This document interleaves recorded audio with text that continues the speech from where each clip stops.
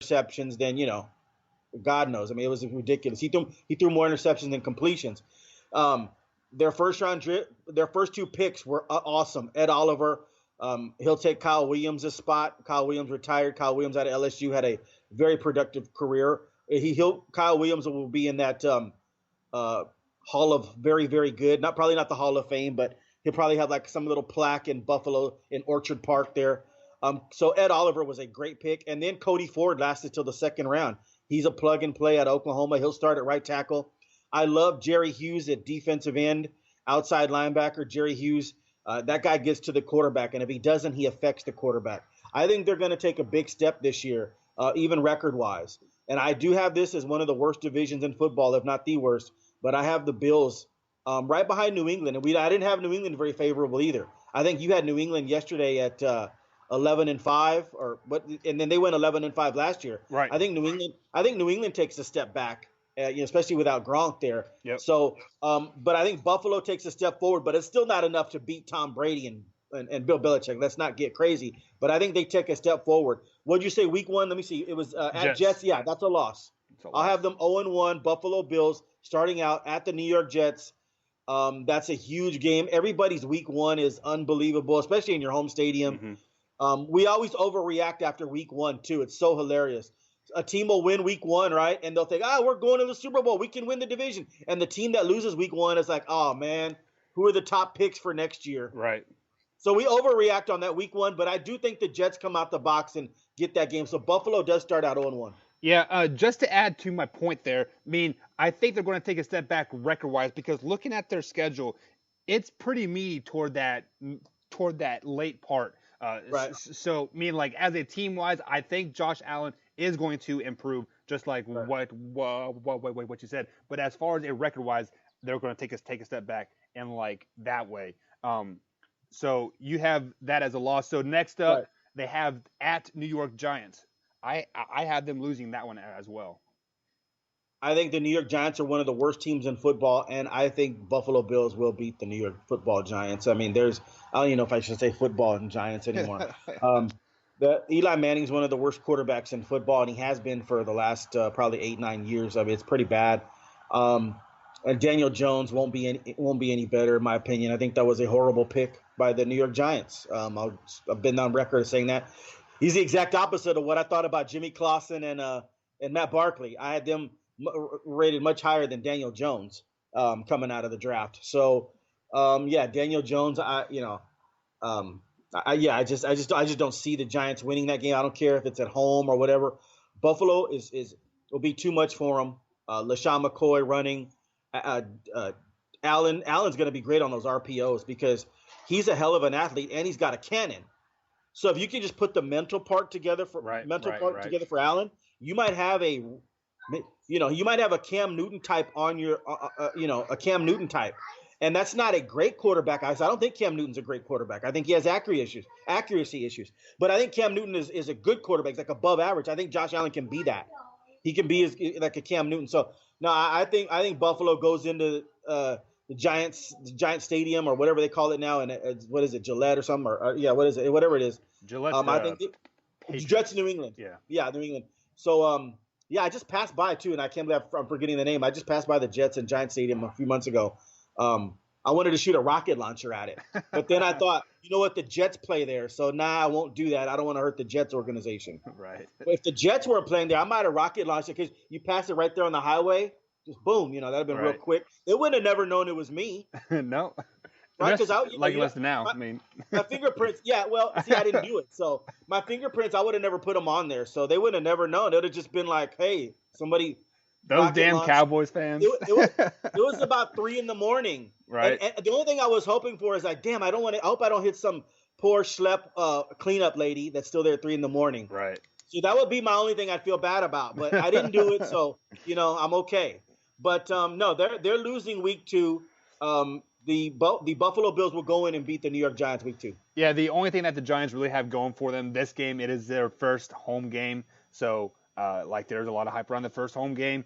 And just that's the only thing they have going for them. Next up is Cincinnati Bengals for their first home game. Who do you got? I got Buffalo. Right.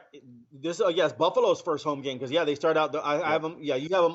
You have them 0-2. I got them 1-1. No, I think they go ahead and beat Andy Dalton and the boys. So I have them winning Cincinnati. I think they'll take it right to them. I'm telling you, Buffalo's much improved. I mean, when you got Ed Oliver and Jerry Hughes running around out there, I mean that's big time. And Tre'Davious White is a good corner. Raphael Butch is a good safety. I believe in Buffalo. I really do this year. Allen will take that step. They'll beat Cincinnati at home in their home opener. So I have Buffalo beating Cincinnati as well for their first win of the season. The biggest issue that I have on this game, this is going to be a game. This is going to be a game in week 3 that I'm going to circle that I want to watch. Basically because I get a lot of Cincinnati games living where I'm at, which sucks, but right. it is what it is. But the biggest controversy happening with Cincinnati in this game, does AJ Green get a long-term deal, or are they still looking to trade him? Because rumors are starting to surface that they're going to start looking to shop AJ Green to rebuild the team. So if AJ Green is on this team at this point still, it's going to be a great game. If he's not, this is going to be a blowout in Buffalo's favor, 100%. Week 4, they travel to New England. You actually have the Bills beating New England in this game, and I have them losing. So let's go ahead and move over to week 5 at Tennessee Titans. Who do you got in this one? Tennessee. I have them at 3-1 at this point. You've got them at 1-3. I'm going to take Tennessee in this one. I think Tennessee will get them. We'll see who's playing quarterback at Tennessee. Is it Marcus Mariota or Ryan Tannehill? Right. But either one, that's why it's a great job by Tennessee to go out there and get Ryan Tannehill. If they ever do that 18-game schedule, this is a perfect spot for Ryan Tannehill to get a start. You know what I mean? So if they were to implement that, I don't think they can do that this soon. But this is pretty funny though, the 18-game schedule. But you got to have a backup quarterback. So whether it's Marcus Mariota who gets hurt all the time or Ryan Tannehill, I think Tennessee will be just fine. I think they beat the Buffalo Bills in this game. So Buffalo is my second loss for them. Okay, so I misheard you on that one. So I do have Buffalo losing this game as well, simply because usually Marcus Mariota is still healthy at this time. Oh yeah, he is. It's only week 5. They haven't played a really tough schedule up to this point, so that's why Tennessee gets that win. Then week 6 they got a bye. Week 7 they're back home versus Miami Dolphins, a division foe. Who do you got? This is Buffalo's first blowout victory in I don't know how many years. I have them blowing out the Miami Dolphins. Yeah, so they'll get right back on track and winning. And everybody's going to be super excited. They're going to be shocked right now. Buffalo Bills might lead off SportsCenter at 4-2. Yeah. Like I said, I had them going 1-5 at this point, but I do have them beating Miami and beating them soundly. I think Miami is going to be one of the worst football teams in the NFL this season. This is the part of the season where people start to raise their eyebrows about the about the Bills, because I have them getting some big wins here in the next few weeks, starting with Miami, and then the next week, week 8, I have them beating the Philadelphia Eagles at home as well. This is their second home game in a row, and they got one more following that. But who do you have in that Philly Buffalo game? I think Philadelphia is going into a buzzsaw here. Buffalo will be 4-2. They're going to be 5-2. I have them beating Philadelphia, and this one's in a close one. This is one of those, Josh Allen coming to, coming of age games. I think he'll get the ball here with a few minutes left, and they'll be in there to kick the game-winning field goal. So I have Buffalo winning a close one. So at this point, you have the Buffalo Bills on this hype train. People in New York and that Canada area, they are going to be hyped. So going into week 9 versus the Washington Redskins, who do you got? Second blowout. Dang. And I misspoke the other day. I thought maybe Alex Smith. He's been gone. He's been gone a few months already, but he had a setback in his recovery. I think he picked up MRSA or something, right? Yep. Bacterial infection or something, and so he had a little bit of setback, and so they had to put the bones back in his leg, in his tibia or fibula or something. And so that takes a lot longer to heal. He will not be ready week 1. He is not going to training camp. So we may not see Alex Smith all next year. And if we do, it won't be until November, December. So this will be the rookie Dwayne Haskins. And, the Washington Redskins will go through some growing pains. And they're not beating Buffalo here. No way. Yeah, So Washington. Buffalo, yeah. Yeah, so Washington will probably be the third or fourth worst team in the NFL this season. The biggest thing they have going for them right now is they do have Alex Smith on the roster still, teaching Haskins how to be a professional. Yeah. But I have the Buffalo getting the third win in a row, beating Washington. Like you said, probably a blowout. So week 10, this is for all in case purposes here. This is a playoff game in your eyes when they travel to Cleveland. But who do you got winning that one? I got Cleveland. I got Buffalo riding high at 6-2, and they're going to be brought back down to earth pretty quickly here. I got Cleveland beating them, and I got Cleveland beating them soundly.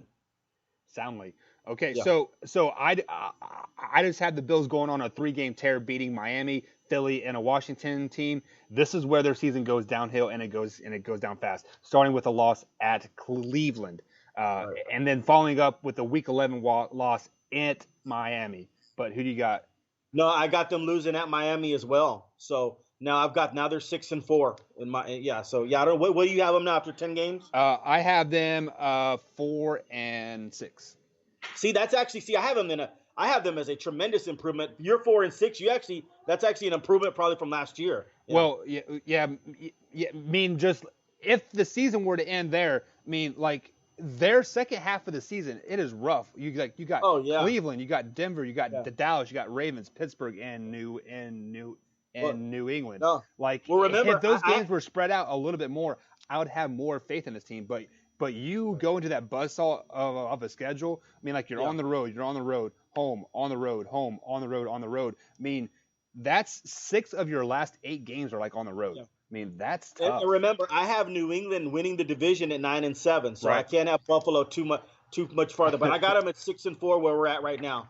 Yeah, so week 12 they do have Denver Broncos at home. Like I alluded to, they're in this buzzsaw of a schedule. I have them chalking up for the 3rd straight loss. But okay, I've got them winning it. I got them losing 3 in a row, and they're going to come back and they're going to beat the Denver Broncos here. They're going to get back on track. They'll be 7-4, and everybody will be like, okay, Buffalo's got a shot at the division, and it'll be a little fool's gold. Right. So then week 13, they travel to your Dallas Cowboys. I have them losing to the Cowboys. I think at this point the Cowboys are rolling. They're rolling high. They're fighting for that number 1 or number 2 seed. They're not going to hold anything back. They lay it to them. What do you think? They're going to get their butts kicked. You got 3.5 days to prepare for the Cowboys, right? Right. They just came off an emotional win versus Denver, and they're all riding high. They're going to walk into Dallas, and this thing is going to be ugly. Ezekiel Elliott and Amari Cooper and Dak Prescott, they can – in the fourth quarter, they can do contract negotiations. Right. They can go in the back and they can work that out there. Yeah. This will be one of their 8 quarters that they got to sit out in the season. Week 14, they are back at home versus the Baltimore Ravens. Who do you got? Man, this is a tough one. 7-4. Man, you know what? This is the one I'm actually stuck on. They're at home, right? They're at home. I'll go ahead and give them a win here. They're at home. They'll come back. We'll see. They've got 10, 11 days to prepare. Right. So they're back at home. That's a nice little mini bye week there. I think they'll be Baltimore. I think they'll be. What do I have them at now? 8-5. 1, 2, 3, 4, 5, 6, 7. Oh, it's 7 only? Okay, yep. Yeah, they're winning. Yeah. Yeah. Okay. So, just like you, I was kind of stuck on this game just a tad bit. I like the Buffalo defense. I like what they have on that side of the ball, and I think they can stop Lamar Jackson's scramble game. But at this point, I still think Lamar Jackson's a highly overrated quarterback. Never should have went in the first round whatsoever, and people still hate me about that. But this is one of those games that Baltimore has to win, so they are going to go into Buffalo, and they have to pull this game out to keep pace with the Pittsburgh Steelers in that division. So that's why I have Baltimore winning this game. Just real quick on your Lamar Jackson thing. You said people hate you. You said he's going to be a bust, or what did you say? I think he's overrated. Like Okay, he is a great athlete, but right. he is not a quarterback that can lead you to a Super Bowl.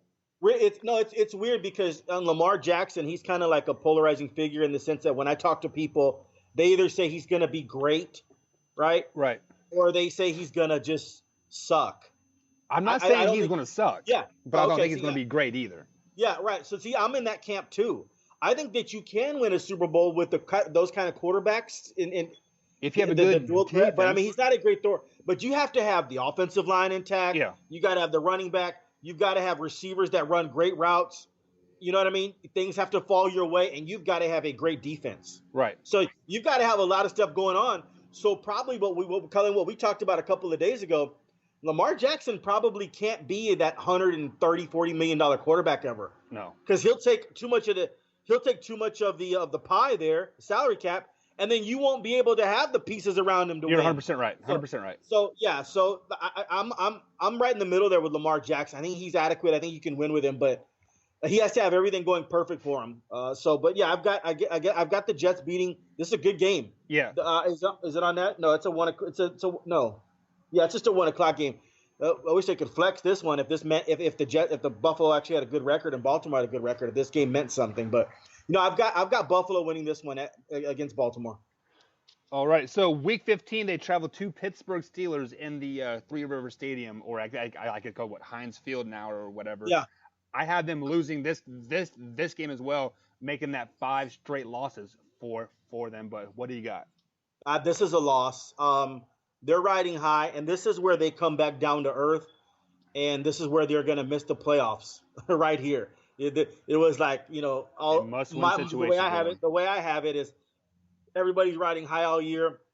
They have a few losses. They come back with some big time wins, Denver, Baltimore, but they're going to crash right here and burn the end of the season. They're not ready. I have them making a tremendous leap, but they're not ready. I have them losing at Pittsburgh right here. Yeah, guys, Pittsburgh is a team not to be slept on. They missed the playoffs last year, but they made the playoffs 8 or 9 previous years in a row. They are not a team to be slept on. They are going to be good. They are going to be battling for a 3 or 2 seed at that point. So they're definitely going to lay it on them. Week 16, they play the Patriots. We have them both losing that game. Yeah, that's a loss. Final week the final game of the season, they play the New York Jets again at home. Repeat of week 1. You had them beating the Jets or losing to the Jets in week 1. I did as well. Is it the same in week 17? Well, here's the thing. This is going to come down to tie-breaking situations, and this will. Have you ever done that playoff machine? That's the greatest invention ever because you can plug in who's going to lose and tiebreakers, and it takes care of all of that for you. Right. This is one of those ones where the Jets fans are going to be on pins and needles. If they beat the Jets, they're in the playoffs. They could possibly win the division. Okay, and it goes through all these tie-breaking scenarios and all this other stuff. I have the Jets winning, but missing the playoffs, tying. What is that? 9-7. I'm gonna check. 1, 2, 3, 4, 5, 6, 7 wins right now, and then you're picking the Jets to win that game. I thought I had them at 9-7 as well. Are you sure? Let me see. Yeah, you have them beating the Giants, Cincinnati, Dolphins, Philadelphia, Washington, Denver, and Baltimore. Okay, so you know what? I misspoke. They're not going to be on. Yeah, this is an 8-8 year. Then I thought I had them at 9-7 for some reason. So you have them beating the Jets in week 17. Yeah, they'll be 8-8, and that's a tremendous improvement. There actually could be some tie-breaking scenarios because this is an 8-8 league. Yeah. But what I was going to earlier is let's just say they pick up one more win than what I think, which would be amazing. That always, if they were to beat the Jets and go 9-7, they could still lose out. They might still lose the division to New England and might be out of the playoffs because of New England having maybe a better divisional record or the common opponents. New England has better. Right. So things like that. So even if they go these are the 2 best teams in the division: the New England Patriots and the New York Jets right here. So I guess I have the New England 9-7 and the Jets at 8-8. Yeah. My final thing is I had the Bills going 5-11. I do have them winning the last game of the season versus the Jets. Kind of a meaningless game. I got this point in my eyes. I think I don't think the Jets are going to be very good either. because this is the worst division in football, Yeah. unfortunately. So I I do like some of your picks there. I like them beating the Broncos. I like that pick, and then them beating the Giants too. Um, those are a couple of games that I was swinging on one way or the other. Yeah, you know what? But even if I were to take those, it would still give them 7 wins on the year. I'm glad you're looking at that because there's a couple of swing games there where, like, the Giants, they could win that one, or Baltimore, or no, Denver, Baltimore, and the Giants, where you have them losing. Yeah. Those are ones that could turn out the other way. You just never know. They could be 8-8. And if they win those 3 games, that They'll be 8-8. like the Jets, Giants, and then the Denver game, if they could squeeze one out between the Cowboys, the Ravens, the Steelers, or the Patriots in the last 5 weeks of the season, they're a playoff bound team. Yeah, that almost sounds crazy. Yeah. That's the thing in this league, Michael. That you could be 6-10. The difference between 6-10 and 10-6, you know what it is? It's the last 3-4 minutes of the game, right? And you have good coaching and you have good quarterback play, or somebody fumbles the football. There are a lot of 7-9 teams, especially in today's age. I mean, in the last 6 years, where more parity. There are a lot of 7-9 teams and 6-10 teams. You know, if the last 4 minutes had gone a different way in about 3 or 4 games throughout the year, they'd be 9-7 or 10-6. I mean, it's that way across the board. Yeah. So it's amazing. So yeah, but the games you like, the Cowboys at the end of the season, or near the end of New England, Pittsburgh. See, I don't see those. Those aren't swing games to me, because I think they're going to get they're going to get their heads handed to them, and it doesn't necessarily mean they're going to get beat 30-0. I'm talking, they could be competitive for a while, but what happens is the cream rises to the top. You're right. And so, like, you're talking like 31. I don't see them beating the Cowboys, the Pittsburghs, or the Patriots at all. No. Possibly the Ravens and the Broncos are the only 2 games that Week 12 and Week 14 games are the only games that I can see really swinging one way or the other. Besides the games that we already said, the Giants and the Jets. And it's just too much of a short week to go on Thanksgiving and to be super competitive. I'm happy about that, because as a Cowboy fan, man, I like when there's been times in the past, 10, 15 years, whatever, where the Cowboys, they'll play the Raiders or they'll play the Jets, and they were you just eat your turkey. I don't know, whatever you guys eat. I mean, you sit back and Dallas is up 2 touchdowns, and you can just talk about family, this and that, and the game's like whatever. Man, when they play like the Redskins, or even the Redskins, I mean, when they give the Cowboys like a big time opponent, and you're like, oh man, you're on pins and needles. How about the year that we played the Minnesota Vikings, and like Randy Moss went off for like 5 touchdowns or whatever that game? Yeah, that was like 98. That was heartbreaking. That was 1998. That was terrible. But funny thing about that game is, I've got a great memory. Troy Aikman threw for like 460 yards and still wasn't enough. Right. That was just an impressive game. Yeah. Because we kept scoring back and forth, and of course you knew Minnesota was going to win that shootout. Right. Why? I mean, Randall Cunningham. Randy Moss, but Randall Cunningham revived his career there with Minnesota. Yep. And so he had Jake Reed and Chris Carter, and I think Steve Jordan was still on that team, the good tight end. Steve Jordan's son is an All-Pro for the Pittsburgh Steelers now. Did not know that. Cameron Jordan. Fun facts, guys. Cameron Jordan. Yeah, his father was a tight end for the Vikings. Cameron Jordan is a dominant 5 technique for the Pittsburgh Steelers. Yeah. So, yeah, guys. So that's going to be it for today's show. Tomorrow we're going to dive in with the Miami Dolphins and break down that schedule. Already have 6 or 7 games already filled out in there, so it's going to go a little bit quicker as we get projected going on here. But any closing thoughts from you, Marcus? No, it just is a good day today, and I tell you what, it's 100 degrees here in San Antonio. It's hotter than hell, and I'll go back full circle. I'm glad Brooke Boyers, the vice president of the Chicago White Sox, and Jerry Reinsdorf got together and called the commissioner and said, "Hey, we're gonna put a fence up there to protect the fans from themselves, because they still bring 2- and 3-year-olds. Why, I have no idea, to get hit in the face, So that's a good thing. That's a good thing that they're going to extend it a little bit. Yeah. The Chicago White Sox are going to extend the netting there. Yeah, and just to talk a little bit of NBA, it looks like the Chris Paul trade talk has kind of ceased in Oklahoma City. So it looks like he might be in an Oklahoma City Thunder jersey starting next season. Are you excited about that? Man, I can't wait. I got my Chris Paul Oklahoma City jersey Thunder, and Oklahoma City jersey on Chris Paul. I can't wait, man. We're going 60 wins, OKC. No, I mean that's terrible. No, I mean no, seriously. Like, what the hell is Chris Paul doing in OKC? They're not going to do. I would be. It, no, can you be miserable making $40 million? I guess if there's a way, Chris Paul. I don't know, man. I don't know. Yeah, I guess you'd have to go on and put on slap on a good face, pass the ball around a little bit, and hurry up and get home, and do what millionaires do. I would hate though being there at OKC though. No shot at winning. I'm 34 years old, but I guess hey, you're making a lot of money. Hey, what it is. It wouldn't be surprised me if he gets a knee injury second, third game in the year. I'm just throwing it out there.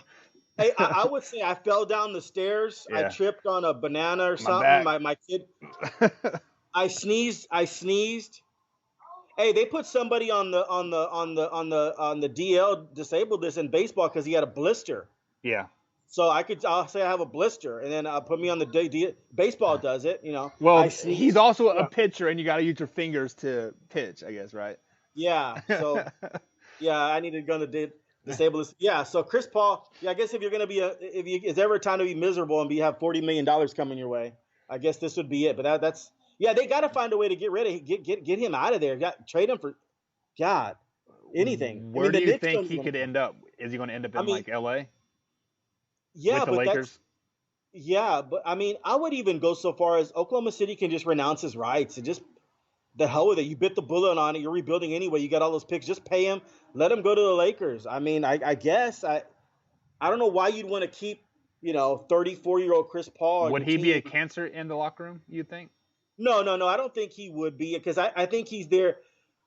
Chris Paul's a competitive spirit, a big time attitude. Some say an asshole, whatever you want to say, because he's normally dealing with people that are trying to win a championship. Blake Griffin, you got to go here, you got to be there. James Harden, you got to be here. He wouldn't do that to the OKC Thunder roster.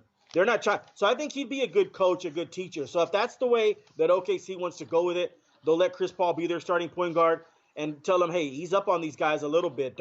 We're not trying to win a title here, Chris. So he'd be like another coach. If pay a $40 million coach to get you 10 assists, that's a lot. Yeah. But hey, maybe it'll work. Well, that's going to be it for today, guys. Join us tomorrow as we talk a little bit of Miami Dolphins. Same time, same place. We out. Have a good day.